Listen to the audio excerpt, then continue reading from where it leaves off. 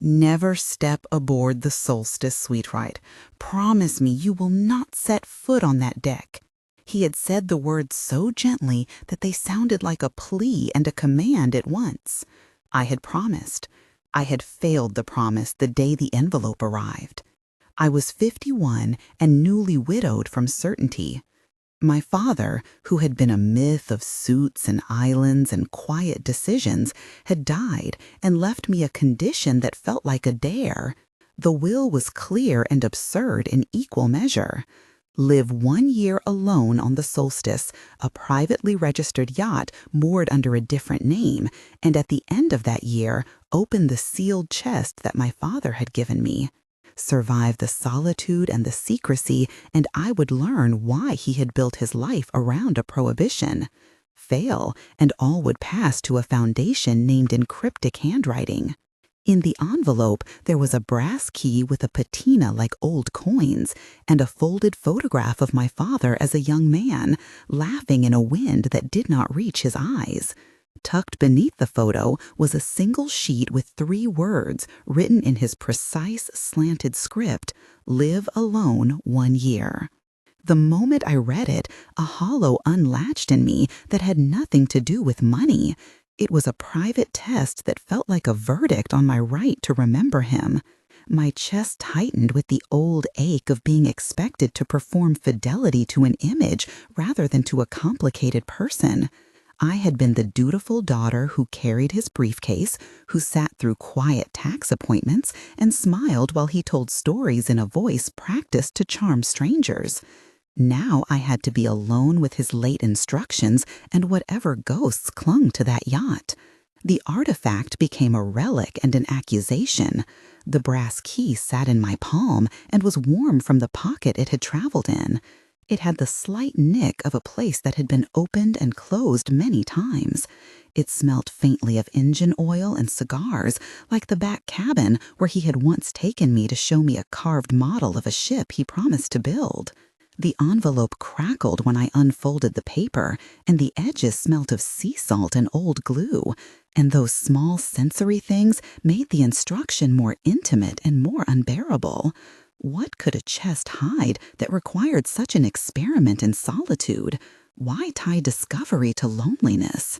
I drove to the law firm with the weight of the key in my palm and the photograph on the passenger seat. Marcus Chen met me in his office with a folder and that steady look of someone who had handled strange final requests before. He was a man in his 40s with a voice like tempered glass and a habit of folding his hands as if he were arranging a small model. He read the clause twice, then explained the mechanics in a tone that slipped into legalese for protection. He told me there were contingencies if I left the vessel for more than 72 hours, and a trustee named Lena would monitor compliance by checking in with marina logs and a watchful administrator. He told me my siblings had been notified that the estate contained assets of unconventional value and that contest would likely follow. He suggested I might want counsel for disputes at the end of the year. His fingers tapped a fountain pen, the sound steady against the mahogany desk. I had questions and Marcus had answers, but the sound my heart made in the room drowned out the precise particulars. How could a man I had loved bind me to an experiment? Was this atonement or cruelty? Was there some secret he wanted me to learn alone because it could not be shared? He had always presented himself as a collector of rare things, not as a secret keeper with testaments disguised as trials. Marcus slid a printed list across the desk. There were bank accounts, trusts, a trust for charitable bequests, corporate entities. But the list of conditions had the peculiar prominence. The key was the only physical token attached to the clause. Marcus pronounced the word trustee as if it were a small machine. When I left the firm, the marina smelled of diesel and wet rope. Salt hung in the air like a memory. The yacht looked smaller at a distance than the legends had led me to expect. Up close, the Solstice carried the soft evidence of careful maintenance and deliberate aging, a private world built of teak and leather and secrets. The gangway creaked when I stepped on it, and the tick of cooling metal sounded like a clock. The cabin smelled of cedar and lemon oil. My phone buzzed with a short message from my sister Anna that read, "Congratulations," with 3 emoji that did not translate into consolation. My brother Grant had already called to say it was absurd and that I should refuse the condition and take the estate to court. His voice carried the old impatience, the kind that had once pushed me aside at family dinners. The encounter with Anna and Grant on the dock was the first time family friction took on the shape of antagonism you could measure. Anna reached for my hand and then drew back as if flinching from the key. Grant laughed too loud, a metallic sound that fell into the water and bounced back. Elena, my daughter, stood beside me with a backpack and mascara tracks, eyes red where she had been up all night. She looked at the key, then at me, then at the yacht, as if she could read the will between the planks. There were others around who would become names I could not yet disentangle from motive. Rosa, who had managed my father's properties for 20 years, arrived with an expression like a ledger. Henry, a bank officer, and Priya, a childhood friend turned estate consultant, came later. Tom, the old valet, who still called me Miss like it was a title of gentle reproach, appeared with a sleepy face and a small tin box with spare keys. Each person had a particular gravity and a particular appetite. They all wanted either the chest opened or the chest kept sealed. I told Elena it would be fine, which was a lie I told myself often enough to make it sticky. She searched my face as if the years between us were a glass that could be wiped clear with a careful hand. She asked me whether I would actually stay a year. I said yes because I had nothing better to offer, and because saying no felt like admitting that I would never get beyond the image of my father as a man who could make life into a riddle. She said okay then, and kissed my forehead. Her breath smelled of cheap coffee and exhaustion, and the perfume she thought grown up. The city behind us glittered with the small lights of other lives and decisions, as if the world were a map of choices. I stepped onto the yacht, and the door sighed shut behind me. My backstory seems necessary and unwelcome in equal parts. I grew up in a house that smelled of varnish and ledger ink because my father had warehouses and a habit of bringing the world into the kitchen. He taught me how to fold a mortgage like a map and how to remember faces by their mistakes. As a child, I learned to read the faces of men who could buy islands and still borrow money to feel clever. I went to college for numbers and then to an architecture studio because I loved the way walls could be argued into existing. I married a man who loved gardens and left him 5 years later when the way he watered plants felt like a version of policing. I learned solitude by choice and by necessity, and I carried the quiet into my adult life as a tool. Losing him, my husband, and then losing my place beside my father had taught me that promises could be both shelter and cage. My father's approval had been a currency. Living under his shadow felt like having an account that required constant deposits. The will felt like the last transaction. My father's backstory, the antagonist in many ways, was not villainous in a simple way. Daniel Rhodes had been a man of measured appetites. He grew up poor, small town, and learned to see value where others saw ruin. He built companies that repaired old ships and later invested in energy projects and obscure patents.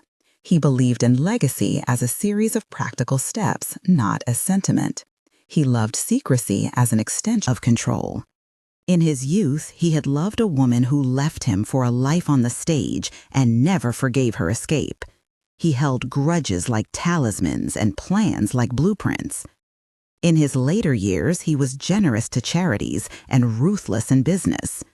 He collected things that might be worth fortunes or might be worthless curiosities. He kept a small room of documents that only a trusted steward accessed. Those documents had been part of his bargaining with himself, and the word "live alone" 1 year felt like a final clause in a private court. That first night on the Solstice, I found the cabin arranged as if waiting for a guest who kept arriving and leaving. A token of my father's hands was everywhere. There were cedar boxes that smelled faintly of his cologne and a bathroom stocked with old shaving cream. The bed had been made with corners tucked like a naval salute. The radio was tuned to a station that hummed with static and an old tune that I could have hummed myself in another life. There was a small locked chest at the foot of the bed with a brass keyhole that matched the key in my purse. There was also a laptop in a velvet sleeve on the writing desk with a small sticker that read, "For Elena." Its password prompt glowed like an eye. I tried the key in the chest and it turned with a reluctant click. Inside was not wealth, but a stack of letters and a hard drive. The letters were personal and deliberate, written in my father's voice with an intimacy that made me nauseous. The hard drive had a label in his hand that said, "Play when the year is done." The laptop contained a folder labeled Video Diary. The folder had a single encrypted file and a small text note that read, "The code is the date you left home." I remembered the date I had left home when I was 18, the familiar combination to a lock on a trunk I had not opened in decades. The sense of being invited into something private and timed was strangely comforting and deeply wrong all at once. The first video played with the slow digital clarity of an old camera. My father's face filled the screen, older than the photograph, but unmistakably him.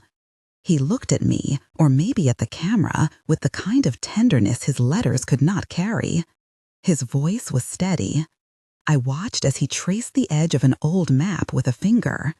He said Elena's name and then said that I needed to know why he had made this condition because some things he had done could not be explained in public. He spoke of a decision that had kept a family safe and another that had hurt people. He mentioned investments in a remote property and a discovery they had made there, something valuable enough to attract powerful interest. He warned that the truth might be inconvenient for some, and that there would be men who wanted silence more than settlement. When the video ended, the cabin felt smaller. The wood creaked like an old chest remembering its hinges. I slept little that night. The ship rocked gently, and my teeth clicked in rhythm with the machinery. The salt air tasted like rust and like the iron of reconciled regrets. In the morning, I found myself talking aloud to my father as if his recorded voice might be listening. I promised things I did not intend to do and failed to say things I had meant forever.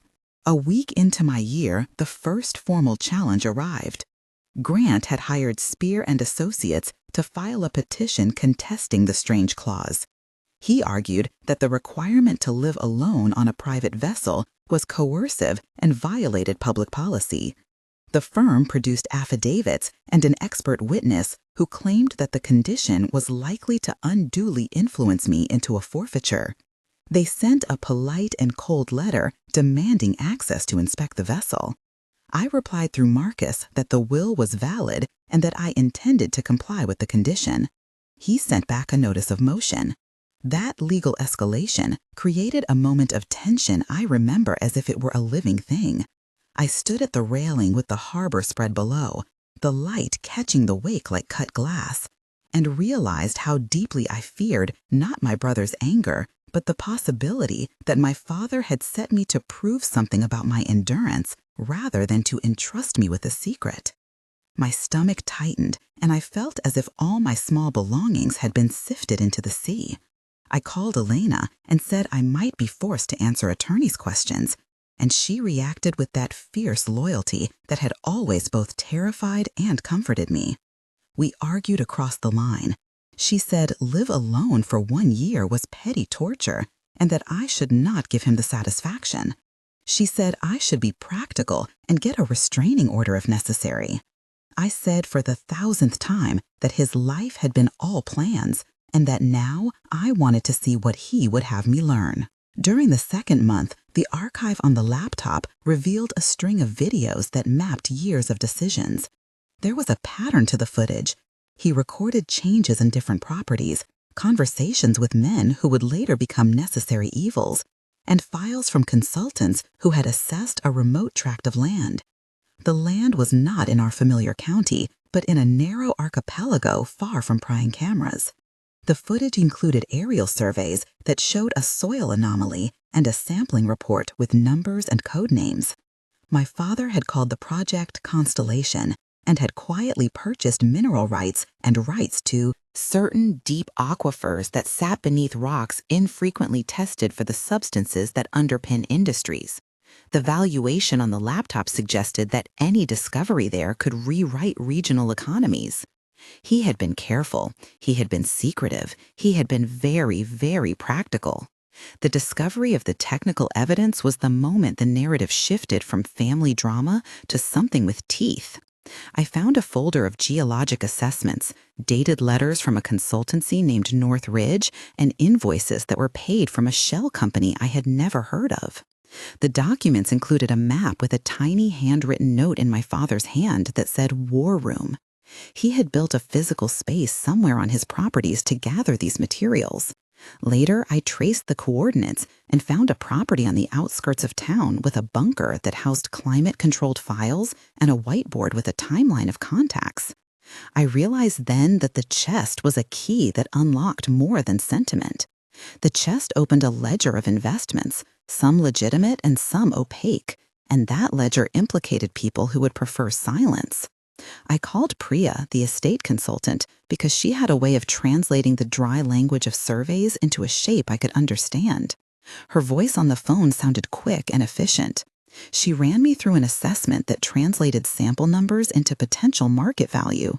She said the right substance in the right deposit could be worth hundreds of millions depending on access and legal clearances.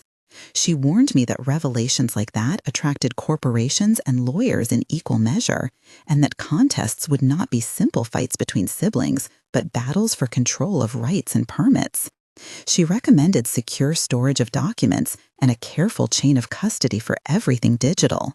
Her instructions were methodical and practical, which I welcomed because for the first time in weeks, I felt the clarity that came with technical language.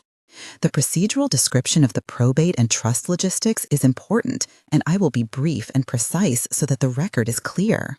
The will's unusual condition required a compliance verification that the trustee Lena would report to the probate court.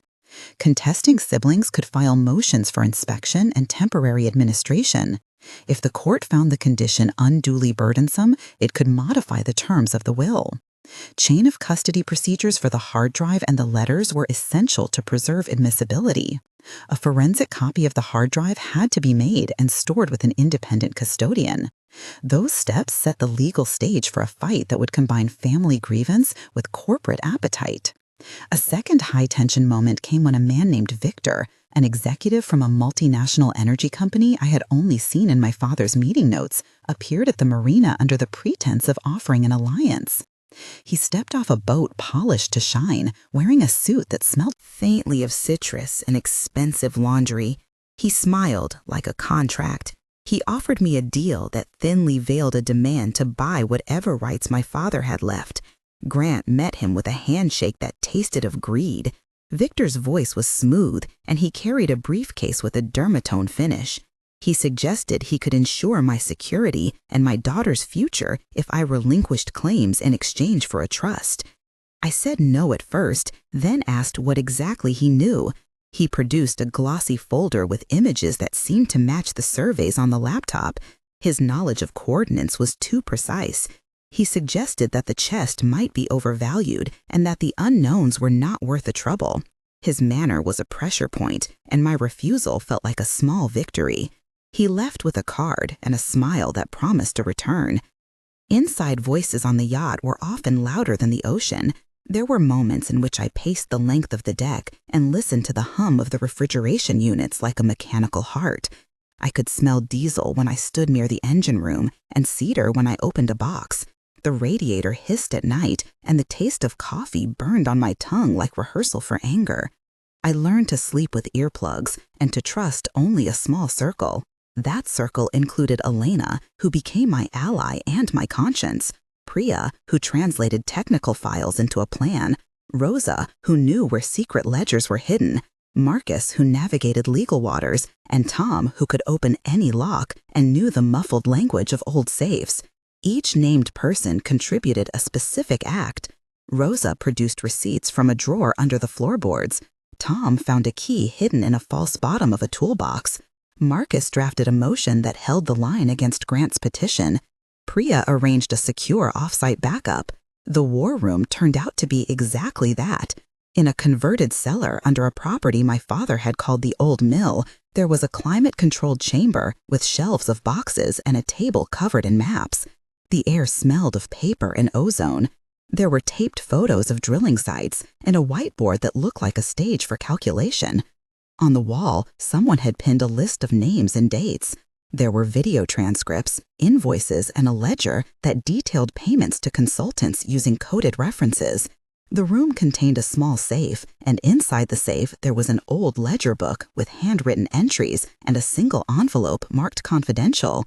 When I opened the envelope, I found correspondence that suggested my father had paid for silence in certain cases and had negotiated with local officials to secure permits in ways that blurred ethical lines. Those letters were proof that powerful people had been involved and that their interest in the property was not simply about coal or water, but about a resource that could trigger explosive value. One of the tensions that came with this discovery was moral.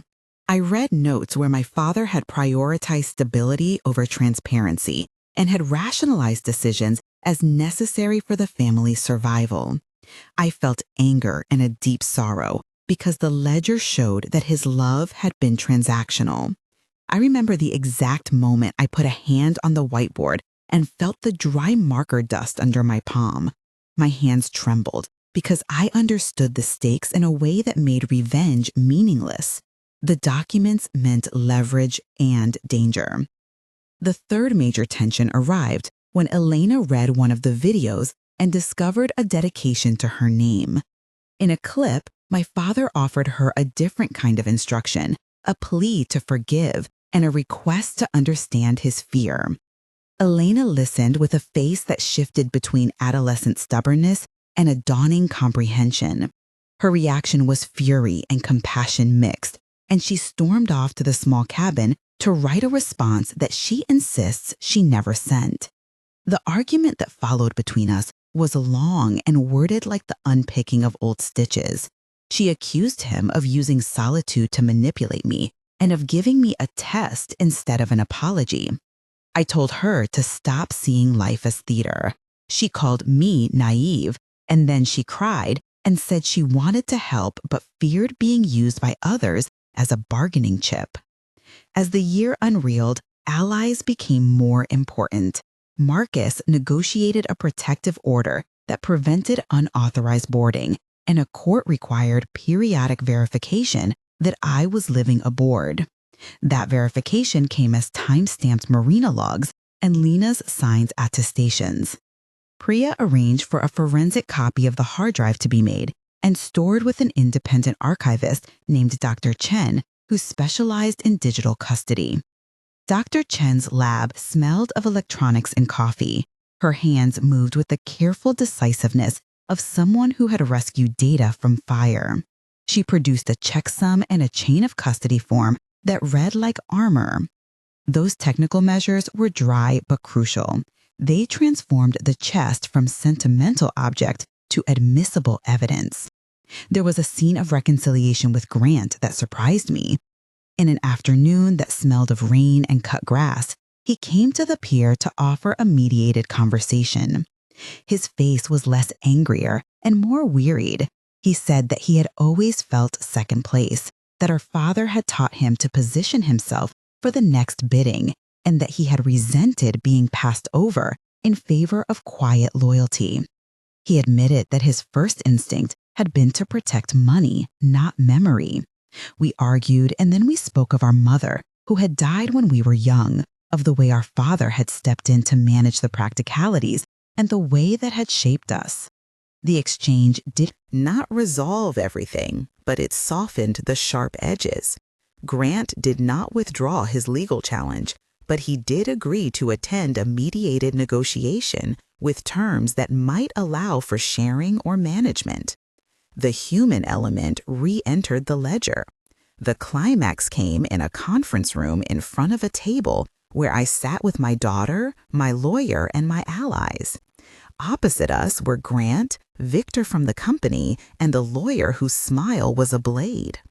The room smelled of recycled air and lemon cleaner, a neutral place chosen for clarity. There were 12 people in the room, counted and arranged, each with a role. We presented the whiteboard, the ledger, the geologic assessment, and a chain of custody that proved the documents authentic. I played the encrypted video with a service that streamed it into the room and watched faces shift as the content became public. My father's voice, recorded with tenderness and shame, described payments he had authorized to protect the project while securing permits through bending rather than breaking rules. He named names and explained that he had feared that if the truth was shared, it would ruin people and possibly draw violent attention. He had tried to shield the family while preparing a controlled release of the facts to interested parties through a trust mechanism. The negotiations that followed felt surgical. Victor offered a trust arrangement that would buy out certain rights and leave others intact in exchange for non-disclosure. Grant wanted the largest share possible. I demanded a plan that protected the land and provided funds to build a public good rather than simply handing power to a corporation. In the room, voices rose and fell. There were 12 to 14 verbal exchanges between me and Victor alone as we tested motives, offers, and exit strategies. I said no and then listened. He made an offer and I countered. Marcus raised legal points about enforceability. Priya unspooled a technical scenario where the deposit could be developed with environmental oversight. Rosa provided receipts and invoices to show a chain of prudence. Tom confirmed keys and safekeeping measures. Each exchange tightened the net. At one point, Victor leaned forward and said that the company had resources to build infrastructure and bring jobs, but that they needed clear title. I replied that I was not willing to hand over rights without a trust that guaranteed environmental oversight and a community fund. He smiled and said community funds could be negotiated. Grant asked for immediate liquidity, and the company offered a sum that would have satisfied many creditors. It fell to me to refuse the quick fix and to argue for a legacy that would not simply replicate exploitation. We reached an agreement that looked like compromise and like victory. The company agreed to a phased acquisition that would fund remediation and community projects and leave a watchful trust in place, managed by an independent board that included Elena. Grant received a payout that compensated him for his position. Lena, the trustee, remained in a more limited role focused on compliance. Part of the agreement required that certain files be placed in county custody for a period of years, and that a limited disclosure be made to regulatory bodies. The chest was opened officially in court, and its contents were entered as exhibits. The court acknowledged the will and its unusual condition as valid, but recognized that a negotiated settlement better served public interest. The final tension came as the crowd outside the hearing told the story in whispers, and cameras flashed like small stars. Men who had once tried to charm me now looked at me with the cautious respect reserved for people who had refused easy money. I felt both triumphant and exhausted.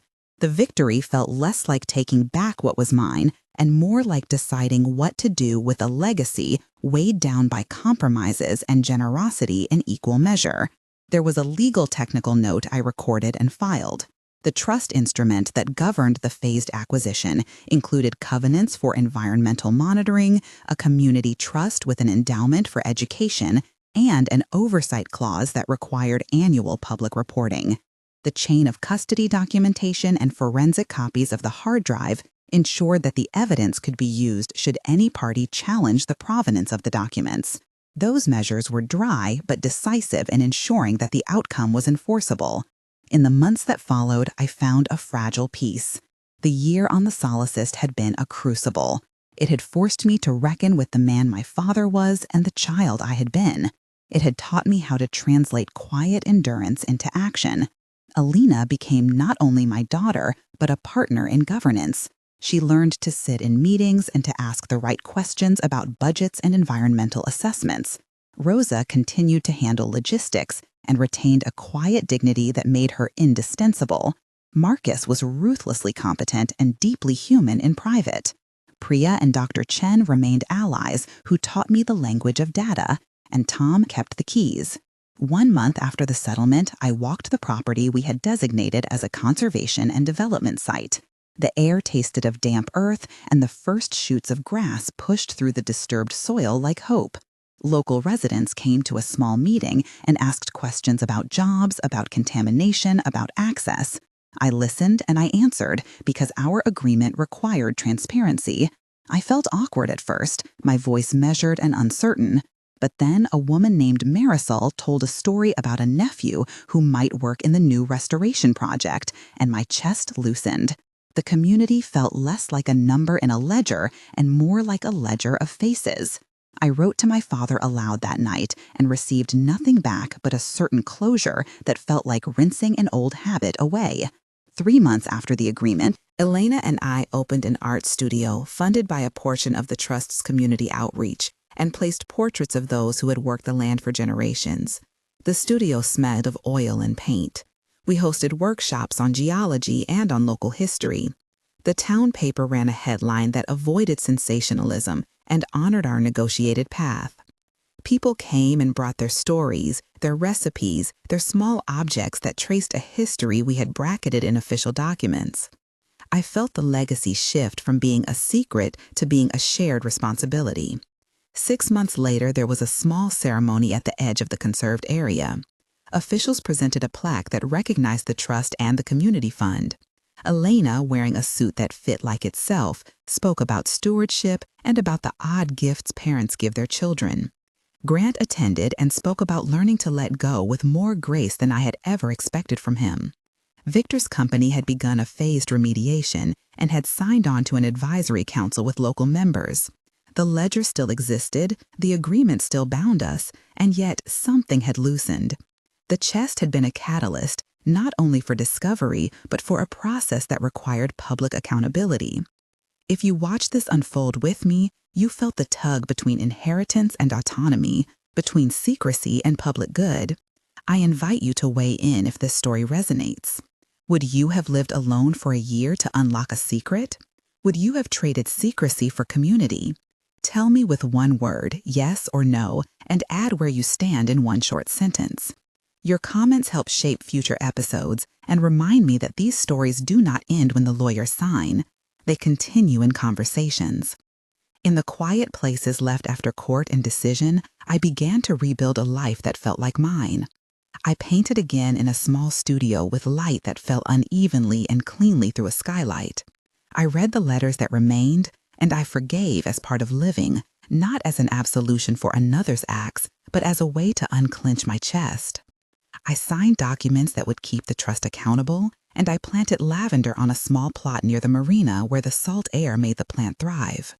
The perfume of lavender mixed with diesel in a way that made me laugh, a private joke between past and present.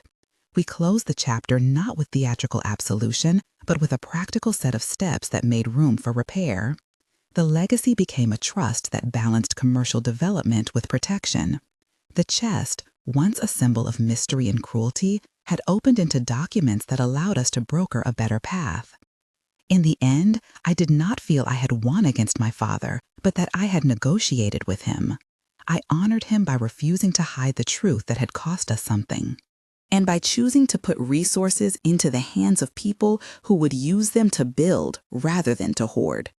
If this story touched you, please subscribe and follow, because there are more stories of legacies and reckonings, and because your perspective helps shape the next chapter.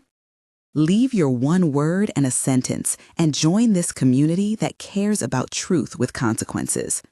The last thing I will say is this. He asked me to live alone for a year to make me confront solitude and to test what I would do with the truth. What I learned was that legacies are not inheritances you receive intact. They are ongoing projects. The forbidden became a responsibility, and in that transformation, there was a strange forgiveness. The yacht that once held the secret became a small archive and a starting point. The secret itself became a promise to do better, and that, in the end, was what I had been waiting to inherit.